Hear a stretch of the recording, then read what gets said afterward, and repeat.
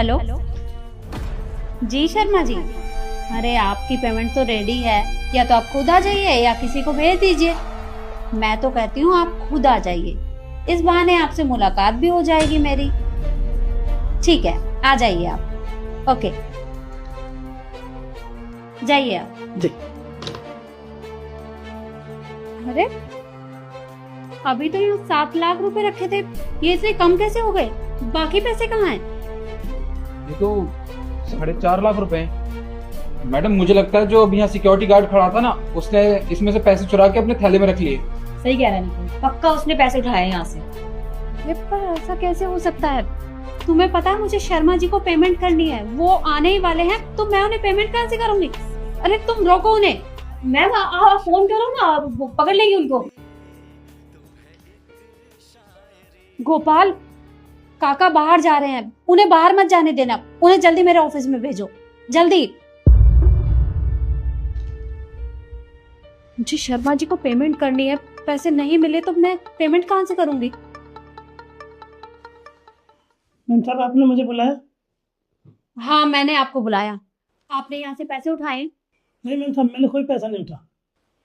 देखिए, आपने अगर पैसे लिए हैं तो मुझे वापस कर दीजिए, मैं आपके सामने हाथ जोड़ती हूँ। मुझे उन पैसों की बहुत जरूरत है। शर्मा जी आने वाले हैं, मुझे उनकी पेमेंट करनी है। अगर मैंने टाइम से पेमेंट नहीं की तो मेरी कंपनी का बहुत बड़ा नुकसान हो जाएगा। नुकसान होने का मतलब है कि मैं किसी को भी पेमेंट नहीं दे पाऊंगी। आपने लिए हैं तो आप मुझे वापस कर दीजिए। मैम साहब मेरा विश्वास करो, मैं चोरी क्यों करूंगा भला? क्यों उठाऊंगा मैं पैसे? मेरे को क्या जरूरत है पैसे उठाने की? आप बहुत अच्छे हो, हमारी कोई कमी होती है तो हम आपसे कहते हैं। आप हर चीज सम्मान करते हो हमारा, हम चोरी नहीं करेंगे। अरे आप झूठ क्यों बोल रहे हैं? अभी अभी आप ही ऑफिस से बाहर गए थे, ये दोनों यहीं पर बैठे हैं, मैं भी यहीं हूँ, और पैसे गायब हो गए हैं।